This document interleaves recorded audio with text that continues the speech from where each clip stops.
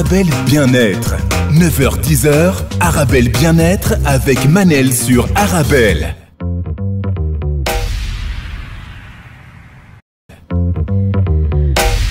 On se retrouve pour notre rendez-vous quotidien 100% bien-être 9-10h sur Arabelle. Aujourd'hui, je reçois Madame Claudia Jiménez, consultante, coach et formatrice, spécialiste du bien-être au travail. C'est la suite de choisir le bon candidat pour un poste. Je vous rappelle que vous pouvez toujours participer à l'émission en envoyant vos questions, vos réactions par SMS au 0488 106 800. Je répète, 0488 106 800.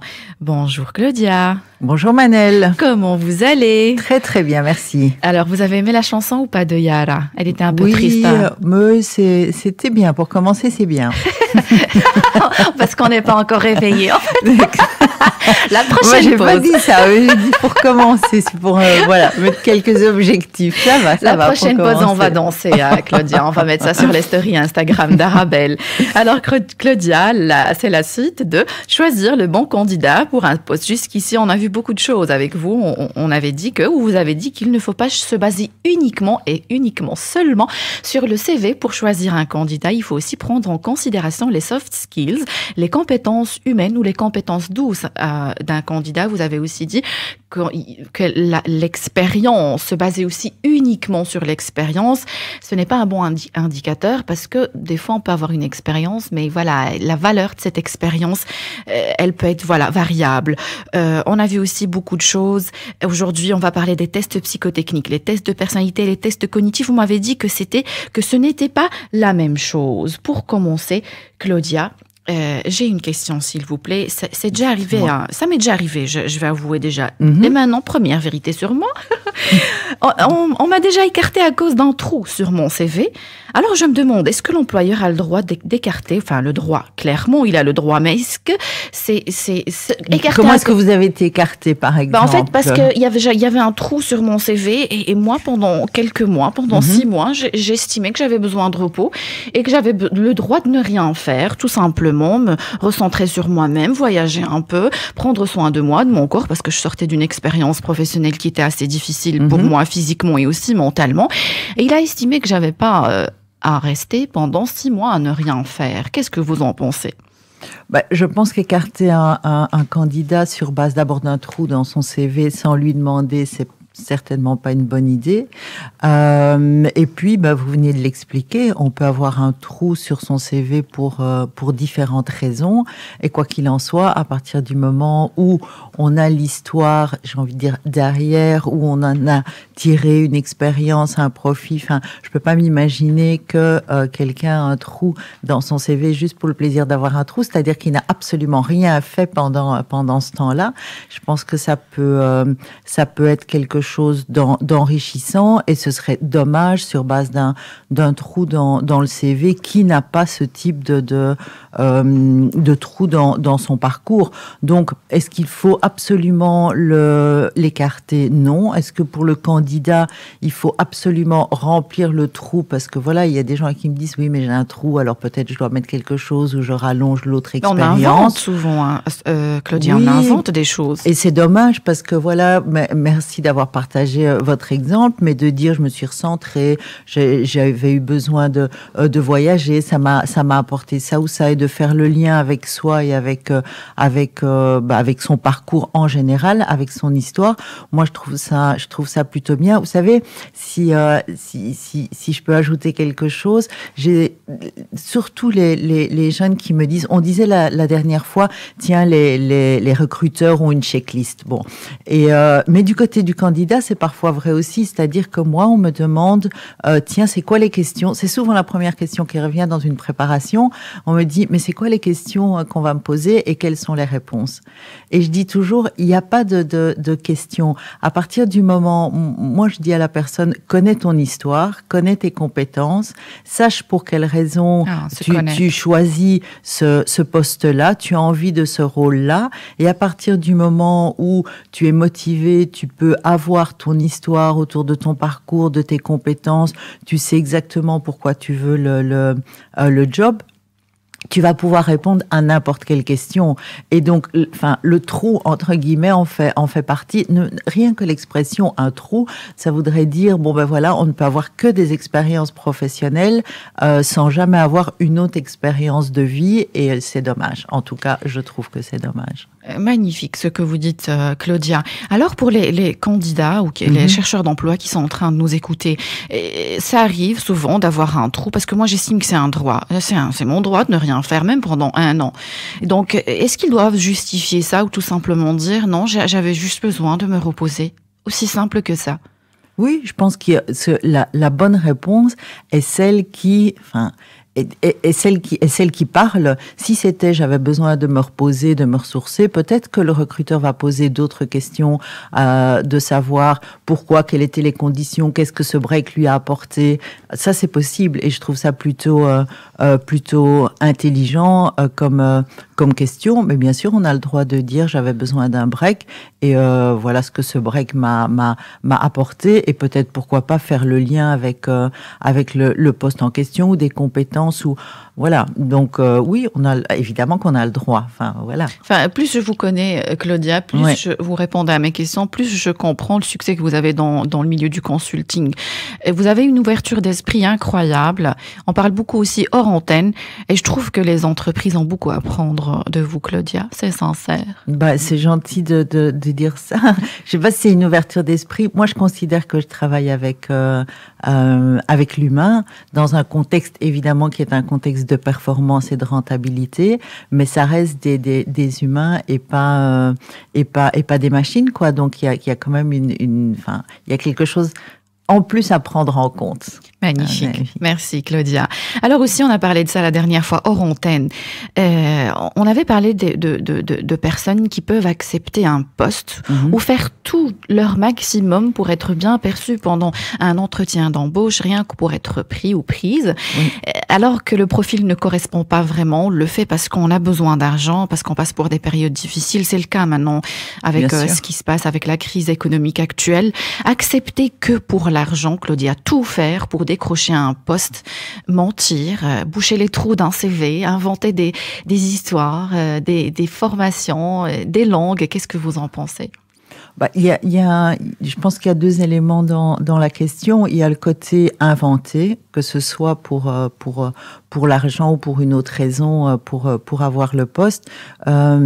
C'est dangereux. Bon, d'abord, si le recruteur en face est un recruteur, chevronné, qui connaît son métier, il va très vite avoir les bonnes questions et détecter qu'il y a mensonge. Donc, en soi, c'est jamais vraiment une bonne idée, me semble-t-il. Et alors, la question de savoir est-ce qu'il faut aller ou pas, est-ce que c'est bien ou pas, je n'aime pas les questions bien ou pas. C'est ce que j'ai dit, Claudia? Je ne sais pas, il va falloir... Je ne pense pas. Maintenant, je sais contourner je l'ai compris comme ça, donc voilà, on va parler de perception. Moi, j'essaie de contourner les questions que Claudia n'aime pas, mais apparemment...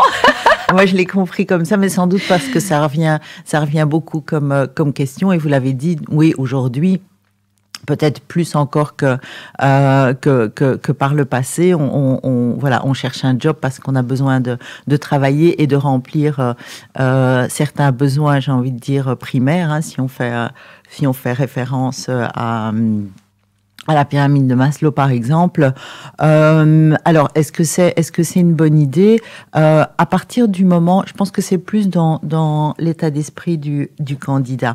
À partir du moment où c'est quelque chose d'assumé, où c'est quelque chose qu'on accepte, c'est-à-dire on se dit voilà, je suis à un moment de mon parcours où c'est peut-être pas le rôle qui va me convenir, mais aujourd'hui j'ai besoin de remplir certains besoins et ce rôle-là peut m'aider à. Donc comme une étape sur son parcours vers son objectif, ça va être plus facile. Ça va être plus facile de se positionner, mais ça va être plus facile aussi de rester dans le job un certain temps et de se lever le matin en disant voilà, j'ai envie d'aller travailler parce que ça me rapporte quelque chose dont j'ai besoin aujourd'hui et que j'accepte.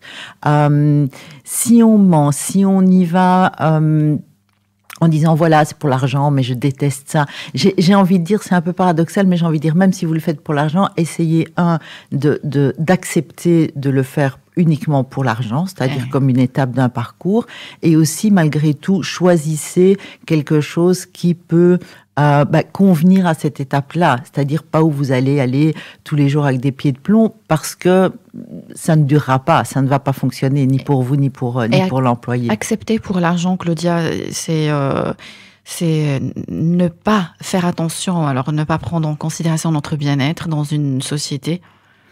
Si c'est un moment où, évidemment, ça fait partie.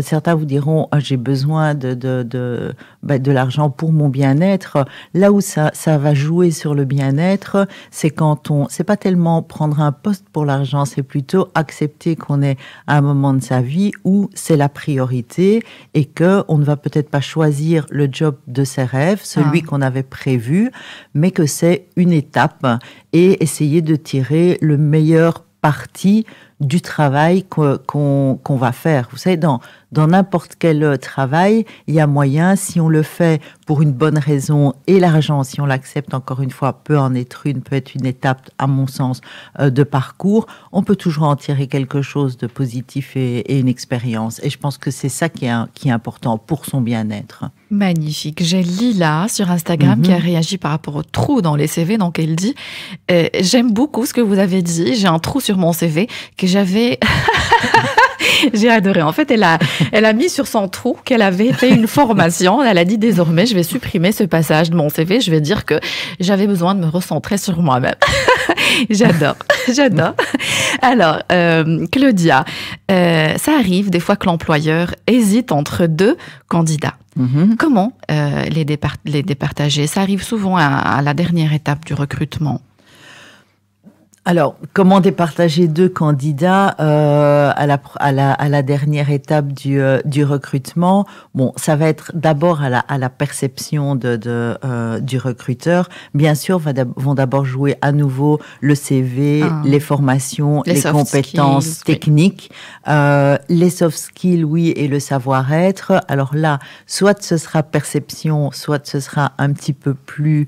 comment je vais dire, un petit peu, ça va dépendre de la manière dont ces soft skills vont être abordés pendant l'entretien. On va le voir. Est-ce que c'est sur base de questions? Est-ce que c'est sur base de tests? Donc voilà, là, il y aura plus ou moins une perception de la part du recruteur. L'expérience, bien sûr, la rémunération et la disponibilité. Est-ce qu'il est disponible immédiatement? Donc voilà, c'est ce genre de choses qui vont départager, me semble-t-il, en dernière étape. C'est pas quelque chose de simple quand on a deux candidats et qu'il faut choisir. Le savoir-être, par exemple, ou la passion, ou la capacité à prendre des décisions, c'est là où ils vont intervenir pour les départager deux candidats, Claudia? Oui, ça peut être un élément. Moi, ce que j'ai envie de conseiller, ce que je trouve assez efficace, parce que finalement, le candidat, il a fait un parcours de recrutement avec 1, 2 ou 3 personnes.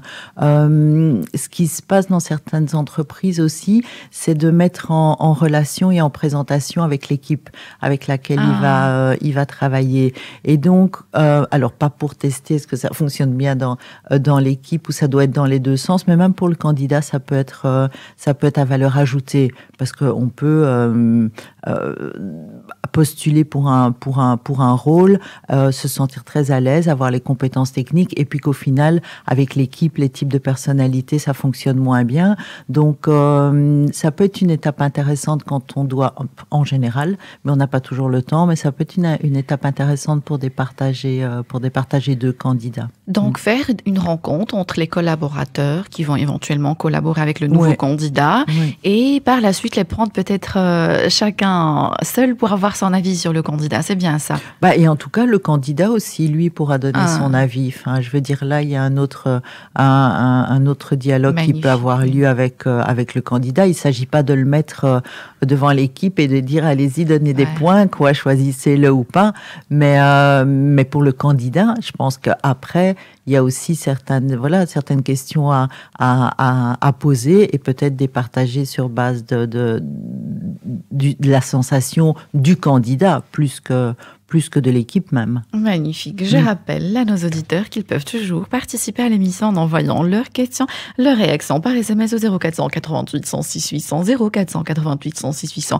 Si vous avez des expériences à nous faire partager, des expériences avec les entretiens d'embauche, c'est avec grand plaisir. Alors, Claudia, la proximité, par exemple, départager 2 candidats parce qu'un des 2, il habite tout près du lieu de travail. Est-ce que c'est faisable aussi ? Ça se fait, hein. Ça se fait, mais c'est pas discriminatoire. Oui, c'est aussi discriminatoire que est-ce qu'il est disponible immédiatement ou pas, que des questions à ne pas poser sur la situation familiale, mais donc quand même inconsciemment on tient compte. Donc oui, là, voilà, ça se fait. Alors à l'heure où on va aller vers du hybride, vers une partie en télétravail, est-ce que ça a du sens? C'est-à-dire qu'à un moment, à décharge des recruteurs, quand ils doivent choisir entre 2 candidats, voilà, c'est ce type d'élément ça va pas être blanc-noir, mais oui, effectivement, ça va jouer, il faut pas se le cacher. Faut pas se le cacher. Maintenant, c'est pas le but de rentrer dans tout ce qui est légal ou illégal, parce que ce n'est pas votre domaine non plus. Mais clairement, on peut se renseigner sur les questions que l'employeur a le droit de nous poser ou pas. Par rapport aux enfants et à la situation familiale, il y a beaucoup de choses qui ne sont pas autorisées. Donc, j'invite nos auditeurs à faire une recherche. Si vous êtes à la recherche d'un emploi, ou si vous avez dit quelque chose de hyper intéressant, Claudia, l'entretien d'embauche, c'est l'occasion aussi pour le candidat de savoir si cette entreprise est faite pour lui ou pas. Ce n'est pas juste se vendre. Oui. Moi, j'ai fait des entretiens d'embauche, Claudia, où c'est l'employeur qui se vendait. Oui. Et j'ai adoré parce que il était en train de mettre en valeur l'entreprise, les valeurs de l'entreprise. Je trouvais ça hyper cool de sa part parce qu'il se disait peut-être qu'elle m'intéresse, elle m'intéresse peut-être éventuellement, mais je dois aussi lui donner envie de travailler dans mon entreprise. Bien sûr, et un bon entretien de recrutement, c'est un entretien où le candidat pose aussi les bonnes questions. Ah. Si on parle de se préparer, je pense que c'est aussi ça, c'est pouvoir poser les bonnes questions pour s'assurer pas simplement du poste et du salaire, mais de l'entreprise et du reste. Et je vais vous avouer quelque chose aussi, Claudia. Ça m'est arrivé de postuler, d'aller à des entretiens d'embauche. Je n'étais pas vraiment intéressée par le poste, mais c'était pour voir le déroulement de l'entretien et pour savoir comment ça se passe. Je voulais avoir un maximum d'informations sur les entretiens d'embauche parce que aussi, j'ai une formation en gestion des entreprises. C'était très intéressant. C'est pas peut-être honnête de ma part, mais... mais c'était très intéressant. Claudia, j'ai encore beaucoup de questions par rapport au feeling, si vous permettez, mais juste après la pause. Restez avec nous, vous êtes bien sur Arabelle. Arabelle Bien-être, 9h-10h, Arabelle Bien-être avec Manel sur Arabelle. On se retrouve pour notre rendez-vous quotidien 100% bien-être 9-10h sur Arabelle. Aujourd'hui, je reçois la magnifique Claudia Jiménez, consultante, coach et formatrice, spécialiste du bien-être au travail. Choisir le bon candidat pour un poste, c'est le sujet d'aujourd'hui. Je vous rappelle que vous pouvez toujours participer à l'émission en envoyant vos questions, vos réactions par SMS au 0488 106 800, 0488 106 800. Et ce n'est pas une émission vraiment pour se préparer, on va dire, pour les entretiens d'embauche. Pourquoi? Peut-être on va faire ça. Ni une émission triste, hein, parce qu'on a eu KNJ, c'est quand même la deuxième ou la troisième fois. Pas de chance. Prochaine pause, Claudia, on va danser, promis. Alors Claudia, on va peut-être faire une émission pour les entretiens d'embauche, pour que les candidats ou les auditeurs et les auditrices qui nous écoutent, qui sont à la recherche d'un emploi, bien se préparer pour un poste. Mais ce qu'on disait aussi pendant la pause, Claudia, c'est qu'il faut bien se renseigner par rapport au positionnement de l'entreprise. On va passer un entretien d'embauche, il faut savoir les valeurs de l'entreprise. Ça va nous donner déjà une idée sur la façon d'être pendant l'entretien d'embauche, la façon de s'habiller. On va pas aller en costume cravate pour se présenter à un entretien d'embauche où la société est très rock'n'roll, par exemple. Donc, toujours se renseigner sur l'entreprise. Aussi, la question que je voulais vous poser, par rapport au feeling, Claudia, finalement, ces entretiens d'embauche, c'est aussi une question de feeling. On peut être un bon candidat, mais ça ne passe pas avec l'employeur, le futur employeur. Bah, comme dans la vie, hein, je veux dire, la perception qu'on peut avoir l'un de l'autre, oui, ce fameux feeling. Effectivement, il y a des personnes avec qui ça ne passe pas. On ne sait pas très bien pourquoi, mais ça ne passe pas. Mais encore une fois, j'ai envie de dire, c'est vrai qu'il y a la perception, mais en tout cas, au minimum, comme recruteur, il faudrait pouvoir passer ça.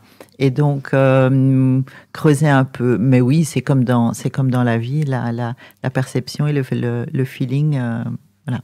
Non, ça passe pas. Alors, Nadia, sur Instagram, elle a un entretien psychologique, elle dit. Et donc, elle se demande comment se préparer. On va voir d'abord, si vous permettez, Claudia, les tests psychotechniques. Vous avez déjà dit qu'il y a une différence entre les tests psychotechniques, les tests cognitifs et les tests de personnalité.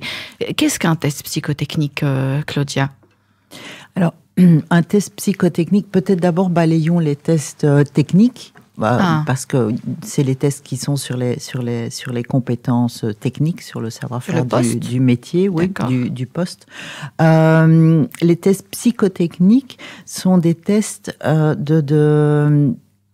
de raisonnement, c'est-à-dire qui mesurent l'aptitude au candidat de pouvoir raisonner, que ce soit un raisonnement logique, donc logique, c'est-à-dire comment est-ce que je vais tirer des conclusions, par exemple, de telle ou telle situation, d'une mise en situation.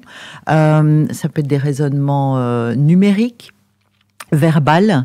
Donc voilà, les tests psychotechniques, c'est vraiment l'évaluation de la logique ou la manière de raisonner pour obtenir un résultat. Il y a une bonne façon de raisonner, une mauvaise façon de raisonner, Claudia ? Alors, il y a en tout cas un résultat à avoir.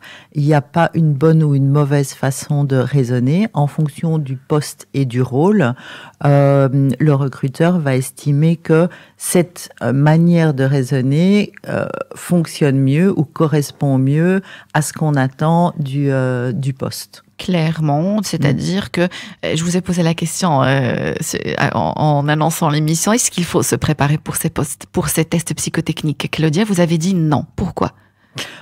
Alors, est-ce qu'il faut se préparer? On peut se préparer. Pourquoi? Parce que ça rassure. Et encore une fois, je le dis souvent, c'est toujours bien d'être rassuré et de faire ce qui nous rassure. Maintenant, il vaut mieux pour l'ensemble de ces tests le faire quand même de manière réfléchie mais spontanée. D'accord? Ne pas chercher en tout cas à truquer ou se poser trop de questions. Ce sont des questions à choix multiples, Claudia? Ce sont souvent des questions... ça peut être des questions ouvertes, mais ce sont souvent des questions à choix multiples. Et donc, la rapidité de la réponse, elle est aussi prise en considération? Combien de secondes j'ai pris pour répondre? Souvent, la rapidité est, en tout cas dans les tests psychotechniques, la rapidité est prise en compte aussi. Magnifique. Alors, Claudia, il y a différents types de tests psychotechniques ou il n'y en a qu'un seul? Non, comme je vous ai dit, il y a des tests, ça dépend du poste, mais il y a des tests qui sont plus sur le verbal, d'autres sur... Il y en a plusieurs. Oui, il y en a plusieurs. Ça... Magnifique, Claudia. Les tests maintenant, les tests de personnalité, Claudia. Qu'est-ce que ça veut dire? Moi, j'ai toujours pensé que c'était la même chose, test de personnalité et test psychotechnique. Mais parce qu'il y a alors il y a des mises en situation dans les tests psychotechniques aussi, et c'est vrai qu'on parle parfois de tests de personnalité. On voit dans les tests, c'est assez compliqué. Hein. Votre auditrice la disait, je dois passer un test psychologique. Voilà, là aussi, j'aimerais bien savoir ce qu'elle entend par là, si elle peut un peu préciser. Mais c'est vrai que certains tests psychotechniques... Mais on nous dit jamais de quoi il s'agit, Claudia. Non. Moi aussi, j'ai déjà passé des tests psychotechniques. On m'a dit passer des tests, et généralement, je ne sais pas si on fait exprès de ne pas dire pour pas qu'on se prépare. En tout cas, c'est pas tellement grave, je trouve, Oui. de pas savoir quel type de test. Et je vous dis, on appelle aussi test de personnalité. Moi, je l'ai entendu pour des tests psychotechniques parce qu'il y a des mises en situation. Maintenant, le test de personnalité pure, on va dire, la différence des autres tests aussi du test cognitif, c'est que il n'y a pas de bonne ou de mauvaise réponse parce que il n'y a pas de bonne ou de mauvaise personnalité. C'est magnifique. Et ça, du coup, c'est pas juste, juste un point de vue personnel. Ouais. C'est vraiment ce qui va vérifier le comportemental. D'accord? Donc, on est plus de l'ordre des soft skills. C'est pas faire un profil psychologique, c'est pour ça que je posais la question. C'est pas non plus faire un profil psychologique, c'est vraiment appréhender la personnalité à un moment T, d'abord, ça aussi, parce que les tests de personnalité sont des mises en situation et ça va identifier une manière de se comporter dans une situation donnée au moment où on passe le test. Après, comme les questions sont sur l'environnement de travail, ça donne bien sûr une bonne idée du comportement de la personne dans ce type de situation. Mais ce type de test, vous le faites après 2 ans, après 3 ans. Ce n'est pas les mêmes réponses. Ce n'est pas le même résultat qui va ressortir. Pourquoi? Parce que ces tests visent aussi à identifier la capacité qu'on a à pouvoir s'épanouir. D'accord? Donc, ça va vous donner des bons comportements et des comportements plus faibles dans une situation X à un moment donné, ce qui veut dire que la situation plus faible est la situation dans laquelle, c'est des comportements que vous allez pouvoir améliorer, d'accord? Par faible, il faut entendre capacité à pouvoir s'épanouir et s'améliorer. Et donc, voilà, ça c'est vraiment la différence avec les tests de personnalité, c'est que oui, il n'y a pas de bonne ou de mauvaise réponse, encore une fois, mais ce n'est pas non plus un test psychologique. Il faut être un maximum spontané. Donc, effectivement, elle a réagi à votre question. Notre auditrice, elle dit, je n'ai pas plus d'informations. Ok. Généralement, c'est vrai qu'on donne pas on donne pas plus d'informations. Pardon, ça pourrait être un test de personnalité. Hein. On confond souvent et on pense que c'est des profils psychologiques. On y reviendra peut-être. C'est typiquement les tests où on met des gens dans des cases et où on colle des étiquettes. Donc, c'est pour ça que ces tests m'intéressent beaucoup. Magnifique. Voilà. Claudia, vous avez dit quelque chose qui m'a interpellée. Vous avez dit tester le candidat à un moment donné. Vous avez aussi parlé de résultats. Les résultats peuvent être différents d'un moment à un autre. Et aussi, il faut prendre en considération, je ne sais pas ce que vous en pensez, le facteur du stress. Et des candidats qui stressent plus que d'autres pendant les tests psychotechniques. Décidément, ce mot. C'est pour ça que je voulais parler de tests psychotechniques uniquement. Parce que vous avez remarqué sur Instagram que j'avais du mal à dire psychotechnique. C'est un peu vicieux de votre part. Oui, parfois, j'avoue, il faut. C'est la vengeance pour la chanson triste. Non, je vous promets une belle chanson pendant cette pause, Claudia. Alors, qu'est-ce que je disais? Prendre aussi en considération le stress, Claudia, pendant ces tests. Est-ce qu'ils le font vraiment, les employeurs? Alors, pour ce qui est des tests de personnalité, ce qui est bien au niveau des tests de personnalité, je trouve, c'est que quelque part, ça prend en compte aussi, ça prend en compte, alors pas le niveau de stress, mais ça prend en compte le comportement, alors pour faire simple, ça prend en compte le comportement dans une situation où on se sent à l'aise, et ça prend en compte, donc ça identifie aussi le type de comportement qu'on peut avoir quand on est sous pression, c'est-à-dire de manière moins consciente. D'accord ?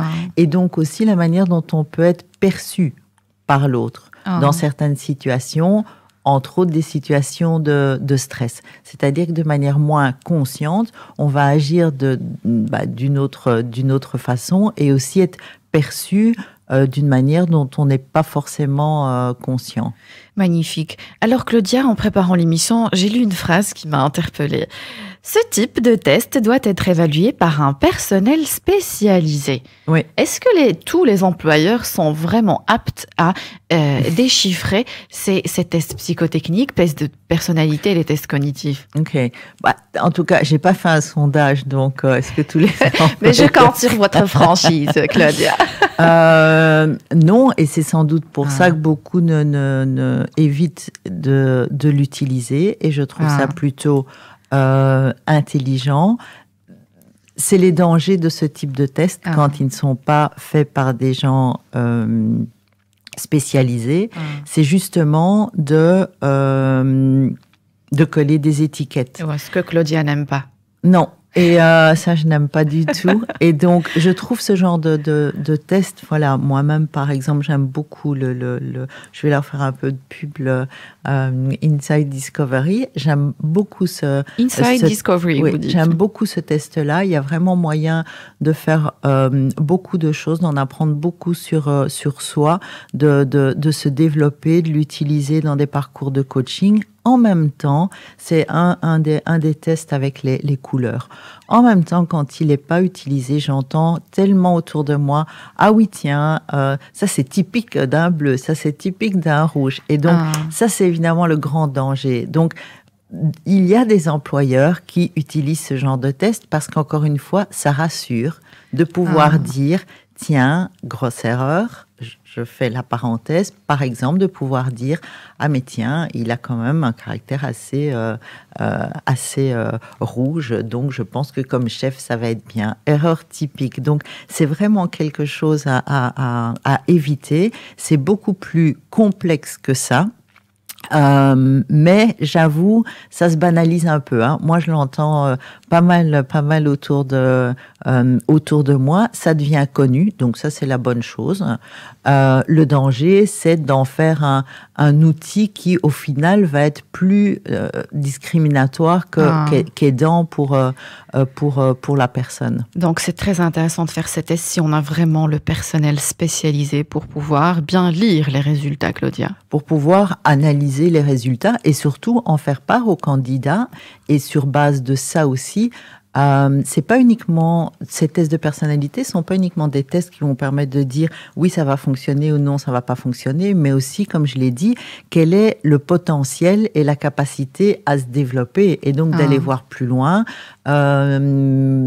d'adapter le processus d'onboarding et d'avoir une vraie discussion avec le candidat et futur employé. Magnifique. Claudia, encore beaucoup de questions, mais si vous permettez, je dois absolument prendre une courte page publicitaire et on se retrouve juste après la pause. Restez avec nous, vous êtes bien sur Arabelle.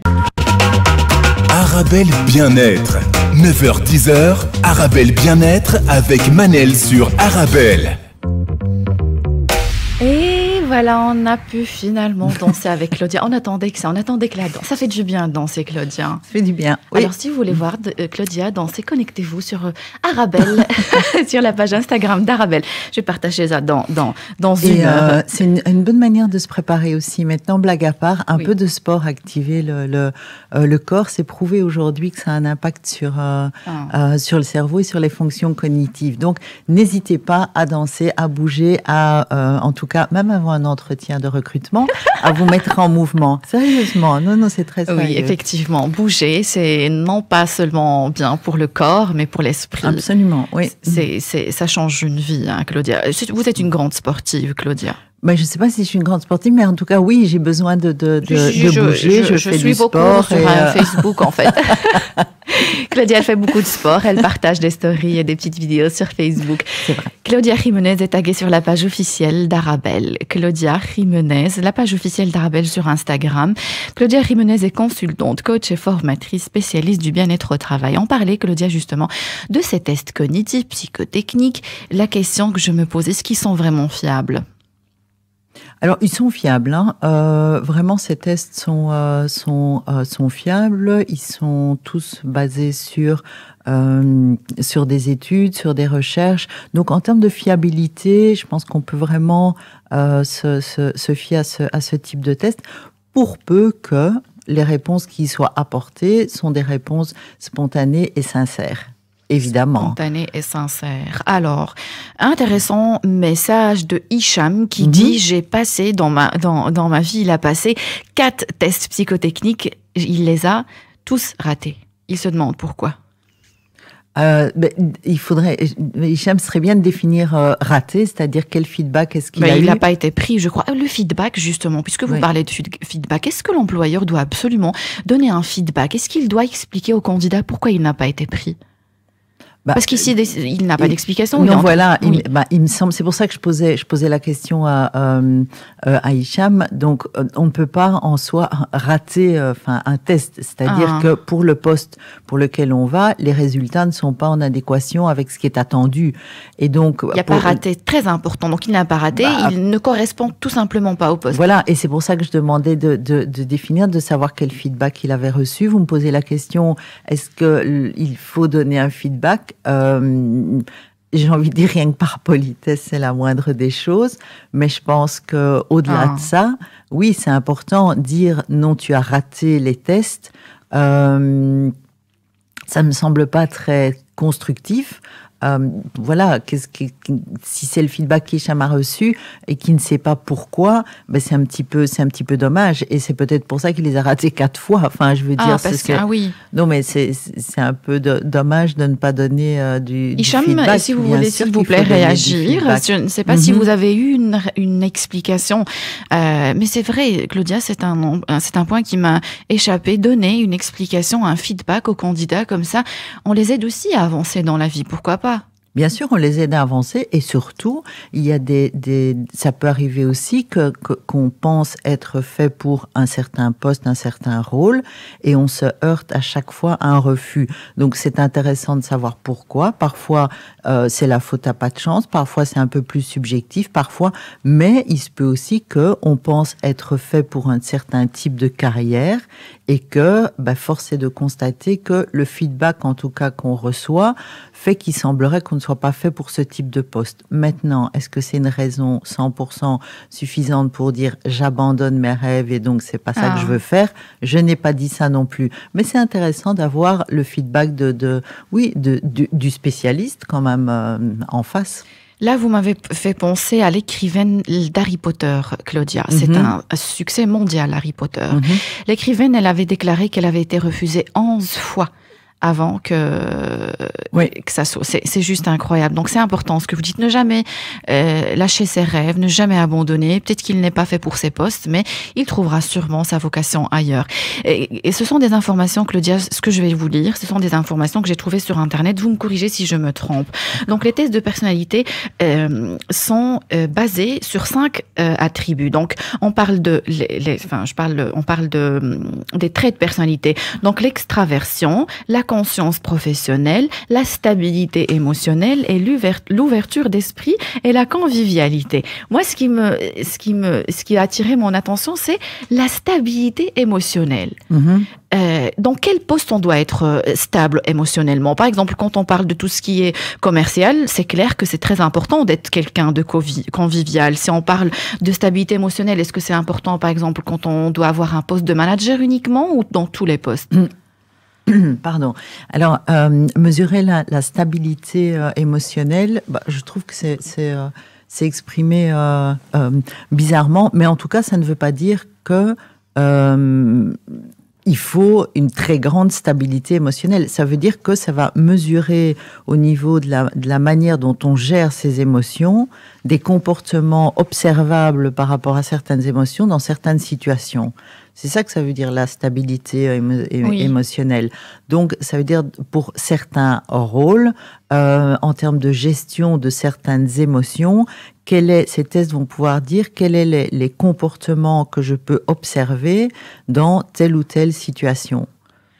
Magnifique. Donc, Claudia, Hicham, il a réagi, il a dit, dans tous les cas, j'ai reçu uniquement un mail pour dire que je ne corresponds pas au poste. Voilà. Donc, je trouve ça juste, je fais un appel aux recruteurs. Je trouve ça personnellement inadmissible. Vraiment, ça me donne des frissons. Je trouve ça inadmissible. Les gens se préparent, se déplacent. C'est quand même pour un travail, quelque chose qui est qui est important dans la vie. Recevoir un mail pour dire vous ne correspondez. C'est ce qui arrive souvent. Hein. Oui, Claudia, moi je vais vous dire un chiffre. Moi, c'est 100% des cas. Alors 100%, je ne sais je pas. Parle de moi, je parle de moi, uniquement de moi, je ne parle pas des autres. En tout cas, ça arrive beaucoup trop souvent et je trouve ça juste inadmissible. Et qu'on ne vienne pas me dire on n'a pas le temps, etc. Alors il faut prendre le temps ou gérer son processus différemment ou que sais-je. Mais vous êtes fâchée, Claudia. Oui, je suis fâchée. Je vous connais maintenant. Je trouve ça juste inadmissible, quoi. Et là, c'est 4 fois. Donc, à nouveau, je dirais aux candidats, n'hésitez pas à rappeler la personne et à demander du feedback parce que vous avez donné de votre temps, de votre énergie et ça va vous permettre d'avancer. Et si les personnes n'ont pas le temps, n'en sont pas conscientes ou pour l'une ou l'autre raison, n'hésitez pas gentiment de demander un feedback sur votre entretien. Magnifique, j'adore vos réponses. Je vous l'ai déjà dit, Claudia, 50 000 fois, je le répète, 51 000. Une fois, j'adore vos réponses. Alors Claudia, j'ai retenu beaucoup de choses pendant ces émissions qu'on a fait sur le bon candidat sur un poste. Finalement, Claudia, il n'y a pas de bonne ou de mauvaise réponse, il n'y a pas de mauvaise personnalité ou de bonne personnalité quand on parle de tests psychotechniques ou de tests de personnalité et de tests cognitifs. Il existe justement un bon candidat pour un poste. Voilà, il y a des comportements adéquats pour un poste, il y a des compétences techniques qu'il faut avoir pour un poste. Exactement, c'est ça. Magnifique. Vous avez bien résumé. Merci Claudia. J'aimerais bien faire une émission pour les chercheurs d'emploi, les aider à se préparer à un entretien d'embauche. Est-ce que vous êtes d'accord? Avec plaisir. Merci du fond du cœur, Claudia. Restez connectés sur les réseaux sociaux, on va vous tenir au courant pour la prochaine date. Claudia Jiménez, consultante, coach et formatrice spécialiste du bien-être au travail.